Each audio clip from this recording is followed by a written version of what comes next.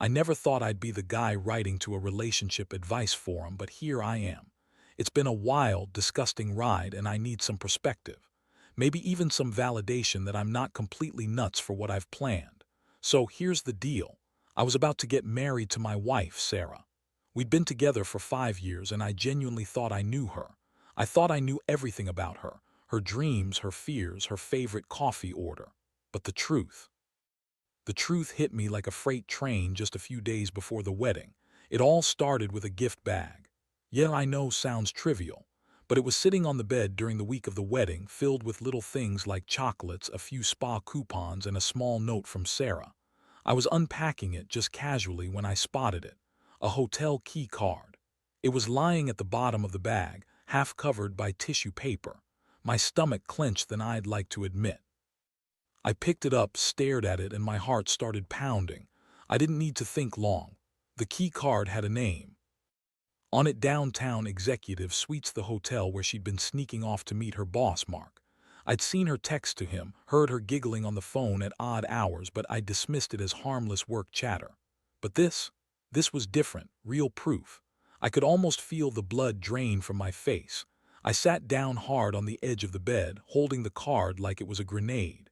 My mind raced, trying to process what I'd just found. For months, she'd been sneaking out of our apartment, meeting him in some fancy hotel downtown, and I had no idea.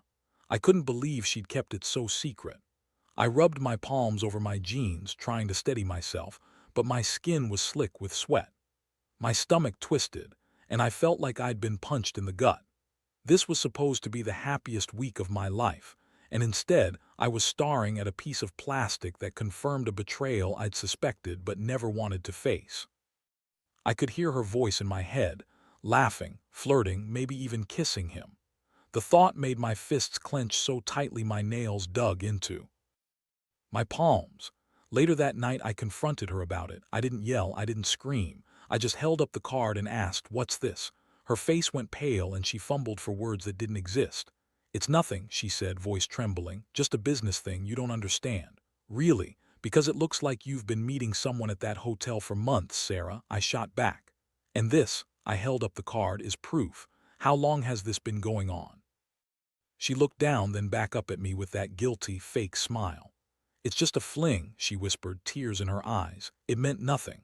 I wanted to punch her. Instead, I sat there, feeling everything inside me crumble. I could feel my pulse pounding in my ears. The world went silent except for the pounding of my blood. I wanted to scream at her, tear her apart, but I kept my voice steady. "You lied. You lied for months. How could you do this right before our wedding?" She started crying, clutching her hands, and begged me to forgive her. But in that moment, all I could think about was how betrayed I felt. The trust that took years to build was shattered with one secret. I knew then I had to plan my revenge, and I had to do it carefully. I had to make sure she knew exactly what she lost, because I wasn't going to let her get away with this. Not without paying a price. That night I didn't sleep. I stayed awake, staring at the ceiling, feeling the weight of everything. I'd been the fool, and now I had a choice. Do I let this go, or do I make her regret every lie? I knew what I wanted. She needed to feel what I was feeling, maybe even more. I had to think this through, but one thing was clear. I was beyond furious, and I was ready to strike back. After I found that hotel key card, everything changed. It wasn't just a piece of evidence anymore. It became my anchor point for the plan forming in my mind. I couldn't just walk away and pretend none of this happened. Not after knowing she'd been sneaking around, meeting him in secret, months of lies and betrayal. And if I didn't do something, I'd carry that dirt around forever, letting it fester. So I started building my revenge, quietly, carefully. That night I stayed up until dawn, reviewing every detail. I remembered how she'd always been a little more secretive lately. Her phone always kept close, her excuses more flimsy. The signs had been there, but I'd ignored them. Now I saw everything crystal clear. I needed to make her feel what she'd done, make her suffer in a way that matched the betrayal. And I knew I had to start with the one thing she valued most, her career, her reputation. In the following days, I did some digging. I wanted to know everything about Mark, her boss. I found out his full name, where he worked, and the hotel's booking records for the past few months. It was easy enough. I had some connections, and I used online tools to access the hotel system. I discovered that she'd been there at least twice a week, sometimes more, always in the evenings. The smell of her perfume, the faint traces of her hair left on the pillows. I could almost picture her there, waiting for him, her face flushed with excitement and guilt. I even went as far as booking a room at the same hotel under a fake name. Not to stay in it, just to get a sense of the layout, the staff routines, and to leave a little token behind. I bought a small, discreet device, a tiny camera that I could hide easily. My plan was to catch her red-handed if she ever tried to meet him again, but I wasn't just going to rely on that. I needed something more, something that would ruin her professionally, her reputation, her sense of safety at work. I meticulously crafted my plan, making sure everything was airtight. I knew she'd never suspect me. She thought she had me fooled, blind to her little secret. But I'd be waiting, watching, ready to strike. When the moment was right, I'd expose her to her boss, her colleagues, everyone who looked up to her. I wanted her to feel the shame I'd been holding in, public, humiliating, and irreversible. One afternoon, I found her in our apartment, her phone buzzing constantly. She was nervously packing, her face tense, trying to hide it from me. I kept my cool. "Sarah," I said calmly, "we need to talk." She looked up sharply, her eyes darting. "What now?" "I know about Mark," I said, voice low but firm, her face blanched. "How do you know?" she stammered. "I have my ways," I replied, holding out the hotel key card. "This," I tapped it for emphasis. "And your secret meetings, I've been watching, Sarah, you've been caught." She sank onto the couch, trying to cover her face with her hands. "I didn't mean for it to go this far," she whispered. "It just happened. I swear I didn't want you to find out like this." Her voice cracked and her eyes glistened with the unmistakable look of guilt mixed with fear. "Too late for that," I snapped. "You should thought about the consequences before you cheated on me, because now I'm making sure you pay." I didn't yell, but I made sure my words cut through her like a knife. I outlined my plan in detail, how I'd gather enough evidence, how I'd ruin her at work, and how I'd make her regret ever crossing me. She looked at me with tears streaming down her face. "Please," she begged, "don't do this. I love you. I made a mistake. Just forgive me." But I'd heard enough. Her pleas only hardened my resolve. I told her that I'd give her one last chance to come clean, but I knew I was already planning her downfall. That night I sat in the dark, hands clenched into fists, feeling the adrenaline surge. I could hear her crying softly in the next room, and I knew one thing: this wasn't just about revenge anymore. It was about reclaiming my dignity, about making her understand what betrayal truly costs. I had a target, and I was about to set my plan into motion. This week was going to be the last one she'd ever think she could get away with her lies. Over the next few days, I kept my head clear, but my mind was racing, plotting every step of my revenge. I needed to be precise. I knew Sarah would be frantic, desperate to cover her tracks now that she'd realized I was onto her. That's what I was waiting for. She'd slip up, and I had to be ready to capitalize. I started by planting subtle signs of my suspicion. Little things like moving her phone to different spots, creating small discrepancies in her routine. I even installed a tiny voice recorder in the living room, just a small device, but enough to catch snippets if she slipped up during her late-night calls or whispered conversations. I wanted to gather as much dirt as I could, to have the evidence ready for the final blow. One afternoon, she caught me in the act of looking through her stuff. She stormed into the room, eyes blazing with panic. "What are you doing?" she demanded. "Just making sure I know what's going on," I said calmly, holding up the recorder, her face twisted with anger. "You're spying on me now." "I'm just protecting myself," I shot back, "because I'm sick of hiding the truth. You've been lying to me for months, Sarah. That's not how a marriage works." She looked away, her hands trembling. "Please," she begged. "You don't understand. It was a mistake. I swear I'll stop." I shook my head slowly. "Stop. No, I want you to understand what you did. And I want to make you regret it, so I'm going to ruin you professionally. If you think you're the only one who's been playing games, think again." Her eyes widened, and I could tell she was starting to get scared. "Good, that's how it should be. I wasn't just planning some petty revenge. I wanted her to feel vulnerable, exposed, and humiliated. That's what she deserved. I took a deep breath, feeling the familiar adrenaline surge. Tomorrow, I'll be meeting with your boss. I'll make sure he knows everything about you, about the hotel, about the affair. And I'll do it in a way that can't be undone, because I want your career to crash alongside your little secret. She tried to argue, but her words were weak. Please don't do this. I'll fix it, I swear. I don't think so. I cut her off sharply. You crossed a line, Sarah, and I'm about to draw an even bigger one for you. I saw her face drain of color, and I knew I had her right where I wanted her, on the edge of chaos. That night, I made my final preparations. I double-checked the recordings, reviewed my plan, and made sure everything was set. I would go to her workplace, confront her boss, and lay all her secrets bare. I'd call him first, set the stage, and then at the right moment show up at her job with everything ready. I wanted her to see that her lies had consequences, real, unavoidable consequences. As I sat in the dark, feeling the weight of my plan, I thought about her face, the guilt, the fear, even the moment she begged me not to ruin her. That image burned into my mind. I clenched my fists and whispered to myself, "This is justice." Because I knew she wasn't going to get away with this. Not anymore. And the moment was coming fast. I could feel it. My stomach churned with anticipation, a strange mixture of anger and relief. Tomorrow would be the beginning of the end for her. I didn't know what exactly would happen next, but I knew one thing: she was about to learn what betrayal truly costs. The day I planned to confront her boss arrived with a strange quietness in the air. I woke up early, feeling the familiar knot tighten in my stomach. Everything was meticulously prepared. My phone, the recordings, the pretext of meeting him for a business discussion at a nearby coffee shop. I wanted to keep it casual on the surface, but inside I was burning with purpose. This wasn't just about her cheating. This was about making her face the consequences of her lies. I dressed carefully, choosing a neutral outfit that wouldn't raise suspicion. My palms were sweaty, and I kept feeling that dull throb of adrenaline in my chest. I grabbed my phone, double-checked the recordings, and made sure the fake account I'd set up to bait her boss was ready. I even bought a small, disposable camera just in case I needed proof to show her later. Every detail counted now. I left the apartment quietly, avoiding her eyes. She'd been acting more anxious than usual, packing and avoiding eye contact. I didn't say a word.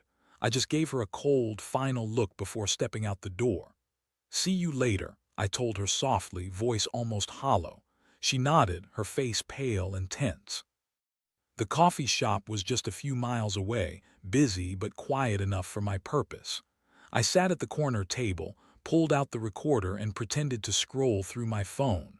I kept an ear open for her boss's voice, which I knew I'd recognize from the recordings. When Mark arrived, I watched him walk in, confident, slick, with that familiar air of superiority. I noted his posture, his smirk, the way he ordered his coffee. I made small talk with him, pretending to be just another interested client, but I kept my eyes sharp. When the moment was right, I pressed record on my phone and slipped it into my pocket. I needed him to slip up, to say something that would blow her cover wide open. And sure enough, after a few minutes, Mark started talking about Sarah. "She's a good girl," he said, leaning in closer.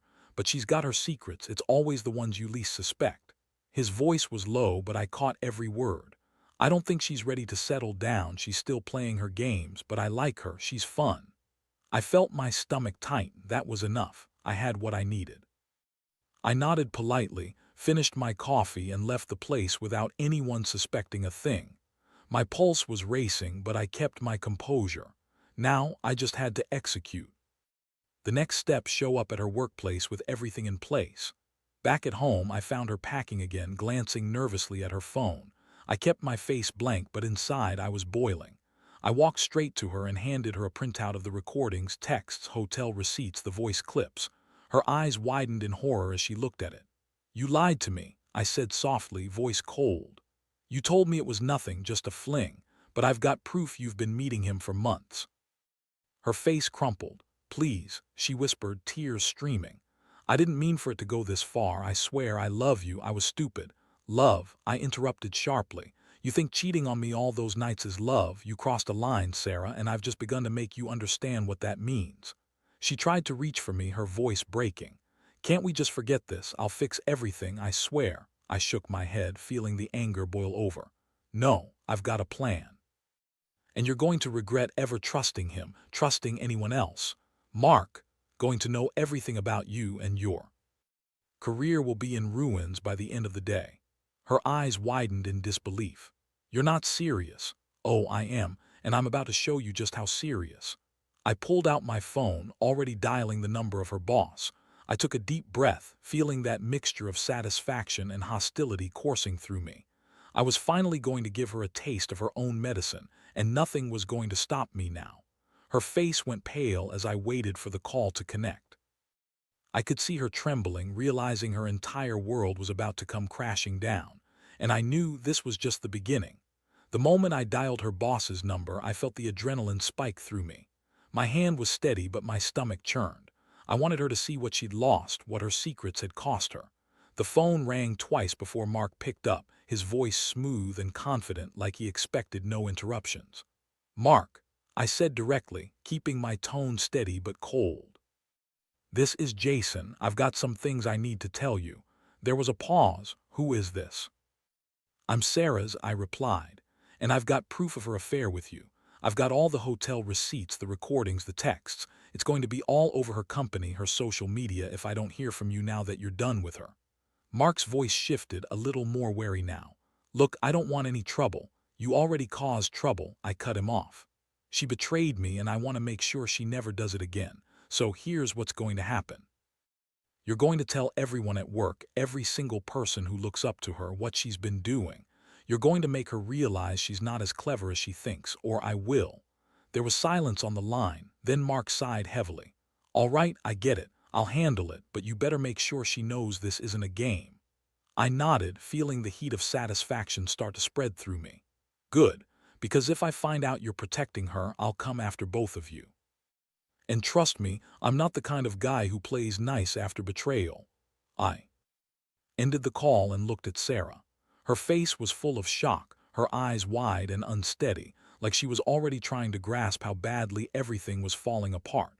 Her hands shook as she looked at the evidence I laid out for her, the recordings, the hotel receipts, everything I had collected. "I can't believe you did this," I said softly but with deadly intent. "You thought you could cheat, lie, and get away with it, but I'm making sure you pay every single price. You should feel lucky I'm giving you a chance to fix this, because trust me, I'm just getting started." She sank to her knees, clutching her head. "Please," she begged again, voice trembling. "Don't do this. It's not what it looks like." "Oh, it's exactly what it looks like," I snapped. "And now it's time for the final act." I reached into my pocket and pulled out a set of keys I'd bought earlier, keys to her car, her apartment, and the legal papers I'd prepared that morning, ready to file for divorce. I handed her the keys slowly. "Here," I said coldly, "take these. Your little secret is out, your career is over, and your life is about to change forever." She stared at me, tears streaming down her face, trembling with fear. "You're really going to do this?" "I am," I whispered, "because I deserve better, and I won't let anyone think they can cheat and lie without consequences." Without another word, I turned and walked out of the apartment, leaving her there, broken and crying on the floor. I knew this was the end of the road for us, and honestly, it felt like a weight was finally lifting. As I closed the door behind me, I took a deep breath. I'd handed her keys, her future, her reputation, all in one decisive action. No more lies, no more secrets, just the stark truth. And I realized as I walked away that sometimes you have to take control, no matter how much it hurts. Because in the end, you have to stand up for yourself, even if it means tearing everything apart first. Walking out of that apartment, I felt a strange mix of relief and emptiness. The tension that had been building inside me for weeks finally loosened its grip. I knew I'd done what I needed, exposed her lies, destroyed her trust, and taken back some semblance of control. I wasn't proud of every step, but I didn't care. She betrayed me in the worst way, and I wasn't going to let her get away with it without paying the price. I drove straight to the courthouse and filed for divorce. The paperwork was straightforward, but I took my time, making sure everything was in order. I wanted her to see that I was serious. This wasn't just about ending a marriage. It was about justice for the betrayal she'd inflicted. I handed over the keys, watched her life start to unravel from afar, and felt a strange sense of finality. That evening, I sat alone in my apartment, the silence much louder now. I reflected on everything, the lies, the betrayal, the revenge, and realized I'd finally taken back my dignity. I felt lighter, freer, even if there was a bitter taste lingering in my mouth. Maybe it was regret, or maybe just the sting of betrayal finally dealt with. I knew I'd be okay. Better than okay, actually. I learned something important. Sometimes the only way to heal is to confront the pain head-on, no matter how ugly it gets. Cheaters like her don't deserve mercy, they deserve consequences. And I was proud I'd had the guts to see this through. As I turned off the light, I thought about the advice I'd give anyone in a similar situation. Never ignore the red flags. When trust is broken, you don't get it back by pretending everything's fine. Sometimes the only way forward is to cut ties completely, face the truth, and rebuild stronger than before. Because nobody, no matter how charming or convincing, has the right to betray your trust, then expect forgiveness. I closed my eyes, feeling the weight lift from my shoulders. Tomorrow was a new day, and I'd start it knowing I finally did what was right, no matter how messy or painful it was. That's real strength. That's how you reclaim yourself after someone tries to destroy you with lies.